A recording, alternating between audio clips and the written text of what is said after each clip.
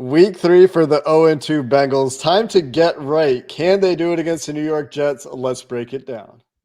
You are Locked On Bengals, your daily Cincinnati Bengals podcast. Part of the Locked On Podcast Network, your team every day.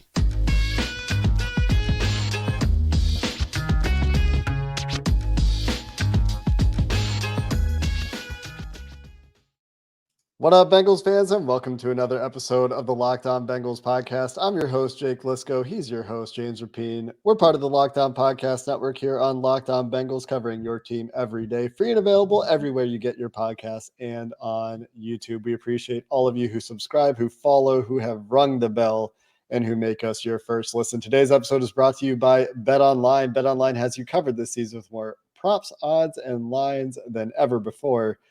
BetOnline is where the game starts. And James, before we dive into matchups and predictions, and well, I know you gave your prediction on crossover Thursday.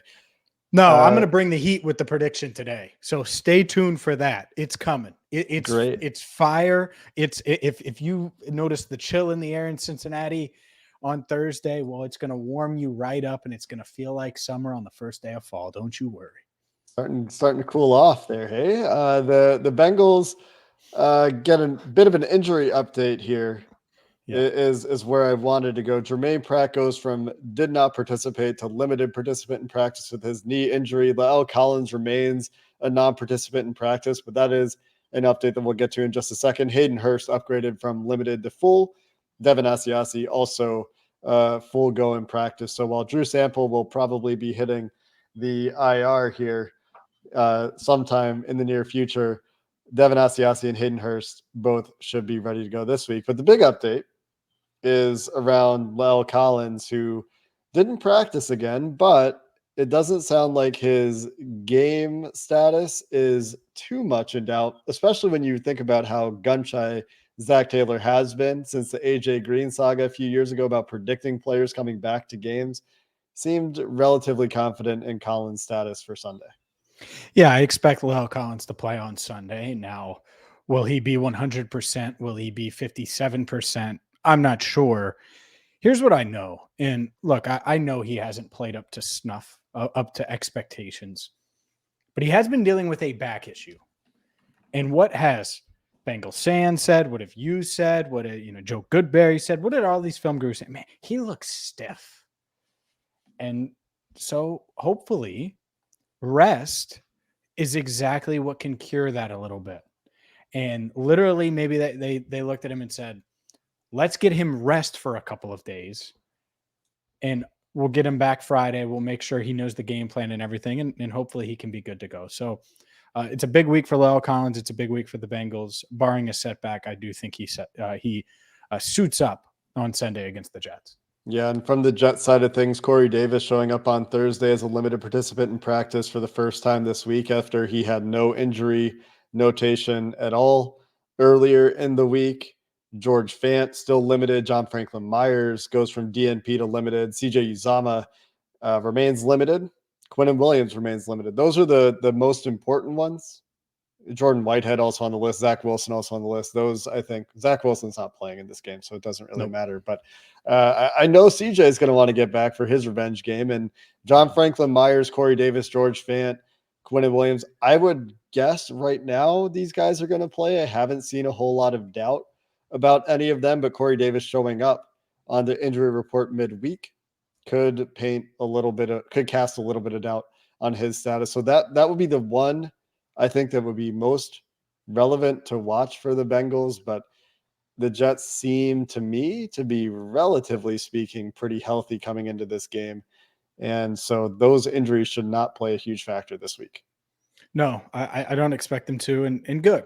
Look, the Bengals, they're relatively healthy outside of Drew Sample, and Devin Asiasi will obviously get the call there as the third tight end. And I think it's going to be kind of interesting to see how they use him and balance him with Mitch Wilcox. They certainly have different skill sets. So we'll see there. But both teams relatively healthy. Joe Flacco looking like elite Joe Flacco down the stretch last week. That's and, right. Led all the debate shows. And so we'll get to how the defense matches up. But this should be a fun one, Jake. And to me, I guess we should start talking about the offense. That's where we always start. And that's who deserves the attention right now with how they're playing. 37 points in 2 weeks. I don't know who would have predicted that. Certainly not me. I would have said 67. I'd have said they'd been firing on all cylinders. Joe Burrow throws it all over the Steelers, and they run all over the Steelers. And then the week following. And so anyways, I'm not going to look back. I'm going to look forward. Can this offense score a first half touchdown? Like I went from 30 a game to, all right, can they score a first half touchdown? And so that's where I'm at. Will they be able to find the end zone? Will Jamar Chase do the gritty? Will Joe Burrow flex on him? Will we get something like that? And let's not even say the first half, because they better score a first half touchdown. Can they do that on their opening drive? Can they drive down the field? Because they've had good opening drives ending in field goals, right? I believe so. Did they do that in Pittsburgh? Against Pittsburgh? They did, right? The first drive was a pick six. Yeah. Sorry. So the no. answer. It was the answer. Sorry. Yeah. It was the answer to that. It was 7-3 after that. They did respond, though. But yeah, that's right. Pick six. Oh, happy 2022. Anyways. That's right. Oh, good God. Yeah. That feels like an eternity ago, by the way. That game felt like 3 games. Point is they haven't been awful on their first full drive outside of the first 2 pass plays of the season. So can they just finish it this time with a touchdown? I think that's the real question and one of the questions for this offense. Obviously, we could talk about pass protection, and we will.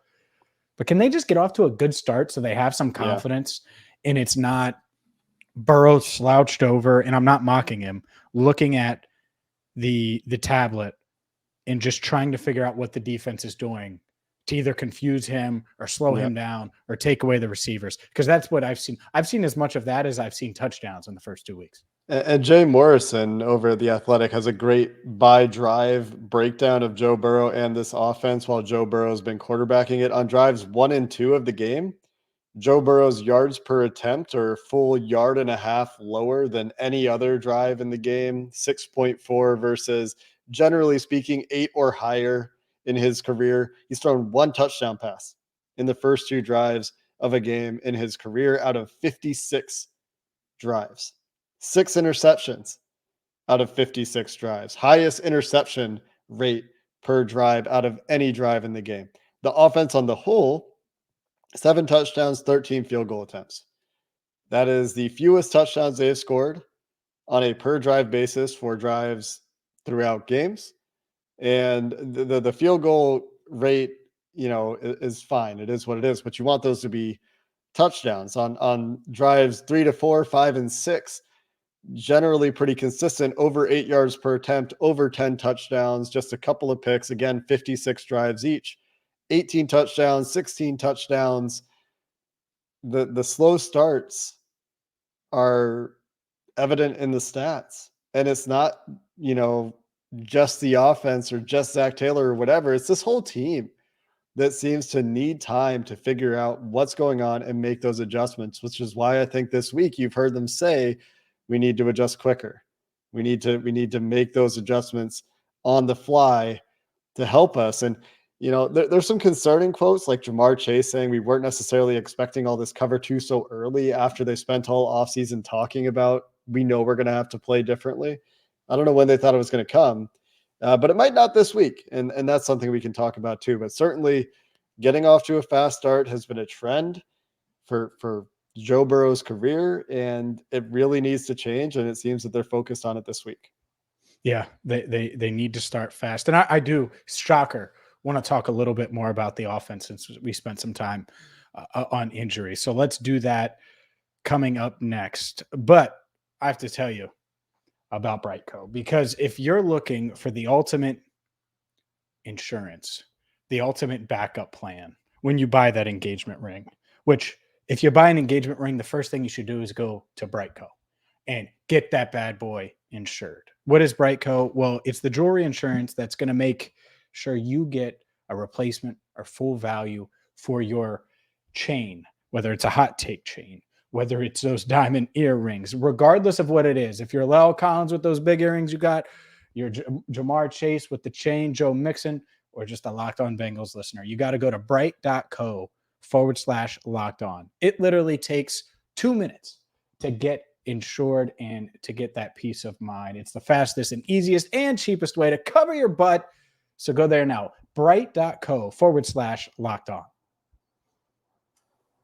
We're going to stay on the offense here, James, and I know you had some other thoughts. I have some other thoughts as well. And there are like two big reasons that I'm looking at this. Well, more than two, but two that I'm ready to talk about as to why I think this can be a bounce back game for the offense. But I know you had something you wanted to get to, so shoot your shot. Well, first things first. I saw the Jamar. You're talking about Ben Baby talked with Jamar Chase. The quote about the cover 2 stuff. Yeah. I have no idea how they couldn't expect it. And I think they were expecting it. They talked about it so much. And so I think what it is Jamar's been asked the same question 52 times and he just gave a different answer. The reality of it, and I'm not saying Jamar's wrong or Ben, because Ben's doing his job and Jamar said the quote. But the reality is their cover 2 beaters have not worked. For whatever reason, whether it's the protection, whether it's the receivers, whether it's Joe Burrow, whether it's the communication, whether it's this, I don't care. Fix it and fix it now. That's it. I don't want to be talking about how the Jets, who you're right, not anticipating a ton of it, but let's just say, could you imagine? Hey man, Jets running that Tampa 2. You ready for this breakdown? All right, this is relevant. Six points in the first half. It's 21-6. Joe Flacco and Garrett Wilson went crazy. We can't solve the Tampa 2. I'm going to bang my head against the wall if that happens. Go ahead. The Jets have run a middle of field close coverage, which is cover 1 or cover 3 since the beginning of 2021. So under Robert Saleh, 57.8% of the time. They've run cover 2 16 times total. 1.3% of the time. Now, if teams are going to treat the Bengals differently, this is the litmus test. Does Robert Saleh entirely change what his defense does this week because of the blueprint that he maybe has seen for the first 2 weeks? That is the real litmus test for this idea. And honestly, given what you've seen the past 2 weeks, if you're the Bengals, you should be such an expert now in how to beat it. And Burrow should feel so damn confident. You want to do that? Well, I'm fighting Hayden Hurst right here. You want to do that? Well, Boyd's open. Even just the last 2 weeks, like his entire life and these coaches' entire lives. Like we've said, cover 2 is not new. And how to beat Tampa 2 is not new. They've got to execute. They've got to get the details right. And for whatever reason it is, James, like you said, if it's play calling, if it's receivers, if it's a quarterback, if it's protection, it's got to get right. And I would say a lot of it is a protection because cover 2 gets hard to beat when the other team is getting pressure with 4. That's what makes cover 2 challenging. And what I think could be interesting, do the Jets roll out in a little cover 2 early? See how the Bengals, see if it slows the Bengals down. They could always go back to their bread and butter and say, all right, we did it for a drive. They went down and scored a touchdown. Let's go back to our bread and butter. And so there's a lot of strategy involved here. And how much are the Bengals preparing for what they've seen from the Jets versus what they've seen the past 2 weeks? So, yeah. And to me, this game does come down to that because the defense, I think, is going to be solid. But I don't anticipate the Jets just turning the ball over 52 times. Can this offense be anything close to the offense that we expected? That's the bottom line. They shouldn't be stopped, by the way. The same way the Bills couldn't be stopped by the Titans. Same way the Chiefs, even when they were getting stopped by the Chargers, they just found a way to make plays. And Travis Kelce gets body slammed and they still make plays. That's the bar for this team. And we're talking about the Jets. So this offense should make plays. Yeah, the other reason that I'm a little bit more optimistic this week is that the Jets don't have the pass rush that we've seen the previous 2 weeks. There's no TJ Watt. There's no Micah Parsons. There's no, I know Carl Lawson is there. There's no atomic superstar bomb coming off the edge.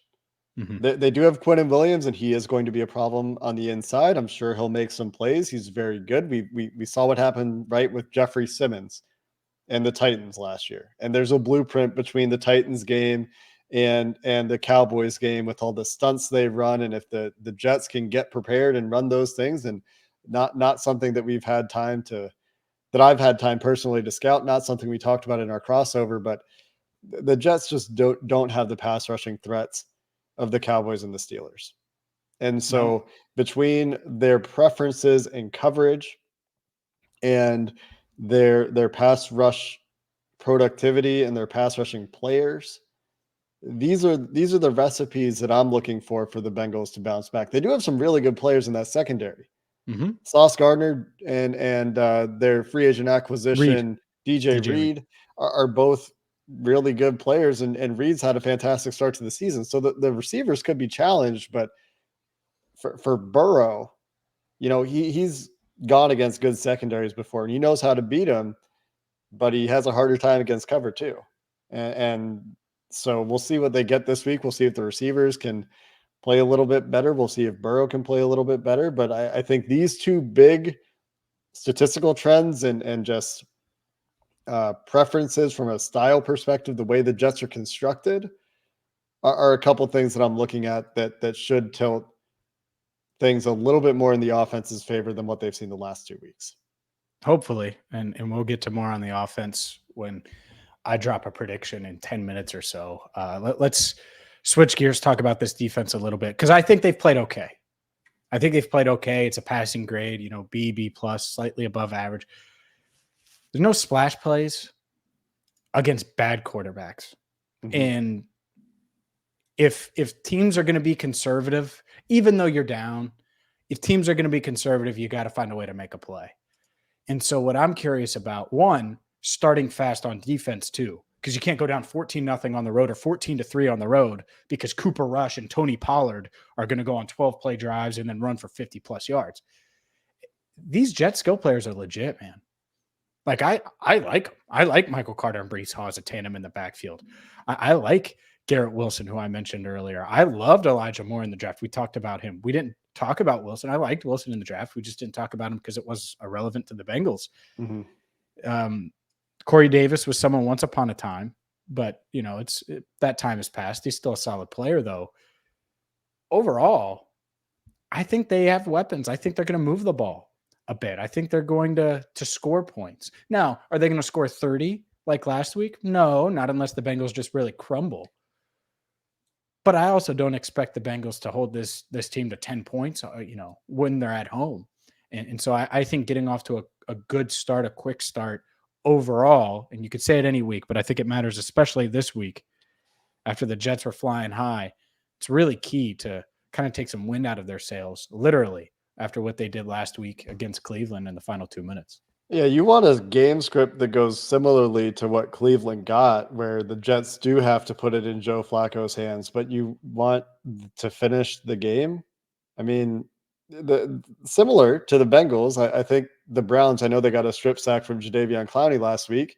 Jadeveon Clowney is closer to Sam Hubbard than Browns fans might want to admit from a pass rushing perspective. Trey Hendrickson not having the start to the season that we want. So Trey Hendrickson, can you be a better pass rusher this week than DJ Reader? Can you make some noise going against George Fant over there who struggled? Can BJ Hill bounce back from a tough time against Zach Martin, where DJ Reader admittedly had the better matchups against Matt Farniok? Just got to get that name in one last time, of the Dallas Cowboys.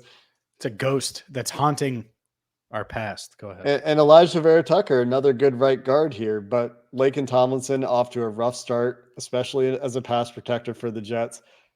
Can they get some pressure? Can they rattle Joe Flacco, who hasn't been putting the ball in danger? This is something that we talked about in yesterday's show. Damn it. Yeah, he's not moving, man. He's not moving the way that Mitch Trubisky is. And, well, let's test to see if he's as fearless as Cooper Rush was, because if you're going to credit Cooper Rush for anything, it's that he stood in that pocket, took some hits, and delivered some passes accurately. More to talk about in this game where the Bengals defense is on the field, I think, before we get to those predictions to wrap things up. And that's where we'll go coming up next. But first, a word from BetOnline, because if you want to wager on Sunday's game and the Bengals significant favorites, you can at BetOnline right now. Maybe you want props, over-unders on Jamar Chase's receiving yards, Joe Burrow's passing yards.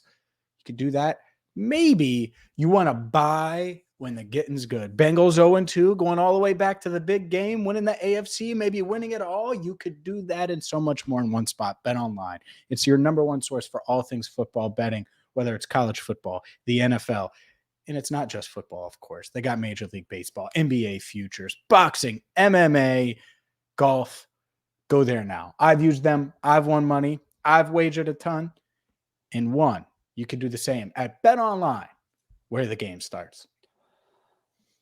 Yeah, I just want to wrap up on the defense here a little bit. We talked Yeah, for about sure. the way that they need to probably also get off to a better start. I think that pressuring Flacco it matters with what he is at this point in his career, really throughout his career. You get pressure to Joe Flacco, generally things are going to go well, not a mobile quarterback. But in addition to that, you mentioned this, James, the splash plays aren't there. This has been a good, solid, disciplined defense. The secondary is taken to finding each other nominal amounts for dropping interceptions. And I think they had three contributions to that, at least three contributions to that collection pool last week. The splash plays, need more of them. The need to create more negative plays for bad opposing offenses. And even though this team, Joe Flacco, like I said in the crossover, found Grant Delpit to pick on over and over, and the Jets can do certain things if they go to 12 personnel and they get Garrett Wilson matched up in the slot against receivers. Hey, maybe that's an opportunity for Dax Hill this week to come out in a base defense in a 3 safety set to get manned up on Garrett Wilson in the slot, or maybe Lou Anarumo.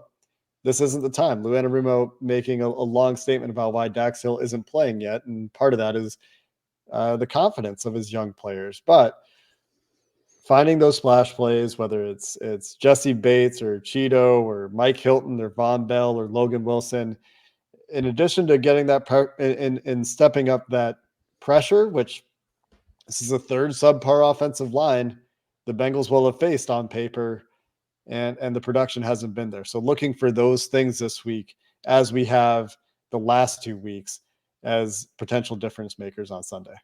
Yeah, we're talking 9 quarters now, if you want to go back to a game in Mhm. February, right? Of where you needed to get a pressure, you needed to get a big play. Well, there's an and overtime too. You just and that. Oh yeah, that's true. So you're talking 10 quarters. Let's be honest here. In the defense, one big play, and they had a couple. They've been close, and so that's what the thing is the dam might break. It might break this weekend, and it might be crazy, and hopefully so, because I think everybody needs it. I think everybody just needs to exhale like Joe Burrow wants. Guess what, Joe? Everyone's still holding their breath because you're 0-2. You can't exhale until you get a win. Mm-hmm. You got to freaking win a game first. And I'm not knocking him, but that's the part. I don't blame any fans that are like, I don't know how I'm supposed to breathe right now. How are you? You're 0-2. You get to 0-3, you got like a 2% chance of making the postseason. 2. That's ridiculous. That's just 2 more touchdowns than they've scored in the first half of. Oh my God, how bad has this offense been? All right, is it time for me to dive into this prediction, Jake? Yeah, the last note I'll throw out there is that there are a number of advanced stat people that do various things to say, expected points allowed. The Bengals' reality has underperformed some of the underlying strength of their play.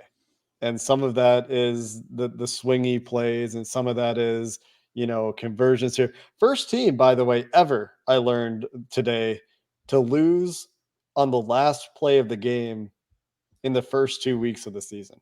So just some trends that feel unsustainable. Yes, they're 0-2. They're very close to not being 0-2. Sometimes this is the nature of the NFL, and if they want to prove that they're not this 0-2 team, well, that starts this week. Will they do it, James? They will do it. And they're going to do it for a few reasons. One, let's just paint the disaster, right? And But I why? thought no, just hear me out. Because Okay. the last time you were in Cincinnati was week 4 last year. And the first half was exactly that. It was a disaster. It was Ring of Honor night. And the Jacksonville Jaguars just kicked the crap out of the Bengals. And what happened? Joe Burrow went into a phone booth and said, "Get the hell out of my way. I'm going to win this game. We are not going to drop this game. And that's what he did. And so when I look at this game, if the disaster happens and they get off to a slow start and the crowd at MetLife Stadium's going crazy and Garrett Wilson's dancing again because he just scored and fantasy footballers are like, yeah, that's why we started the rookie. And Joe Flacco looks like, is he elite? Next up on First Take. And you're envisioning 2012, Stephen A. Smith talking about it again. I think that's what's going to happen. I think he's going to take his breath. He's going to go into the phone booth and he's going to put the cape on. Maybe he does it from the jump. But the scenarios I look at, there's the scenario where they get off to the fast start, they're firing on all cylinders. There's the scenario where the turnovers, the dam breaks, and the defense just wins the game because they just play better and force a couple more turnovers that they haven't been able to force the first couple of weeks and get some pressure. There's the offense finds itself because the Jets just don't play cover 2. There's they solve the cover 2. Or, and this is the part, Burrow says, well, damn it, I'm the best player on either team, and I'm putting the cape on. And I think one of those happens. Could disaster happen for 4 quarters or at the end and they lose? It could. Of course they could lose. And I'm much more uneasy about this game than I would have been 2 weeks ago. At the same time, the Bengals have never been, and it's only been 2 seasons, but they were really, really bad in 2020. Not a good roster. Guess what? They didn't fall to 0-3. They went on the road and they battled a Philly team that had a lot more talent than they did on paper. And they ended up tying, and there's a lot of game management stuff that went into that could have been a win. Anyways, I think they find a way here. And I have the Bengals 27-20. I've seen the line move a little bit, so it depends. Make sure you go to BetOnline to check that. But the Bengals are going to win this game 27-20. Maybe it's 27-13 late and the Jets score. They're going to get close to that 30-point mark. And I don't know exactly how it's going to go.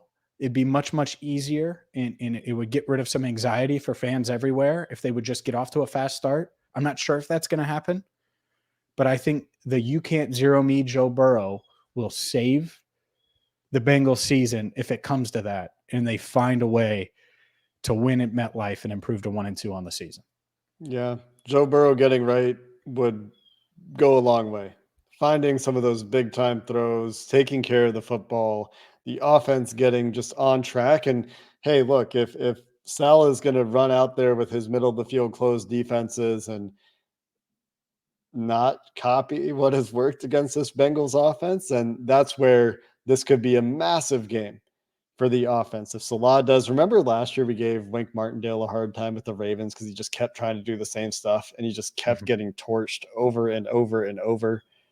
If you're stubborn, then that sets you up, I think, for a bit of disaster. You're right, James. The line moving toward the Bengals, perhaps another large bet placed on the Bengals. I know that started to move the line in each of the last 2 weeks, I think, if you're one of the people that keeps up on that sort of thing. But from a football perspective, my question is, can they get right?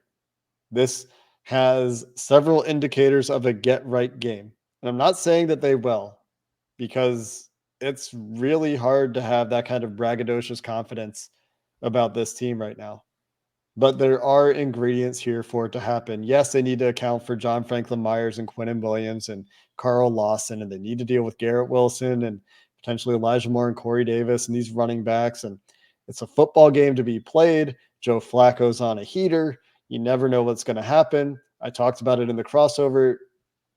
It's a real 11-player team sport, and the nature of that sport has shown. But the Bengals have these stars and these expectations, which they're embracing. And given that, this will be a great time to show that they're going to live up to that or show that promise again. And if they don't, we're talking about a lost season potentially in week 3. And nobody wants to go there. No, I don't want to go there. I want to go the other way. And so I'll end positive note here. Joe Burrow throws, just for those wondering about prop bets, for 300 plus. Fire him up in all of your fantasy lineups. I got 3 touchdowns for Joey B. Who knows? Maybe we see him do the gritty. I'm not sure. It might go crazy. It might go wild at MetLife. I think this team, they want to have a little fun. They need to have a little fun. I think they have it. I think this offense comes together a bit. 2 McPherson field goals, 3 touchdowns for Burrow. They get to 1-2, and we're talking about a huge week, short week against the Miami Dolphins, who I think will lose to Buffalo. Yeah, that'll be a fun game to talk about as well. We'll be back on Sunday after the game with all your takeaways and hopefully a win. Hopefully a win. This team could very well be talking about 3-0 to start the season. Instead, they're scraping for a win and trying to get some of that credibility back in the eyes of their fans, and certainly everybody falling over themselves in the national media to say what the Bengals should be doing differently. And I guess that's what happens when you're 0-2 off a Super Bowl. Until next time, Bengals fans, thanks for listening to the Locked On Bengals podcast. Hoo day, and have a good one.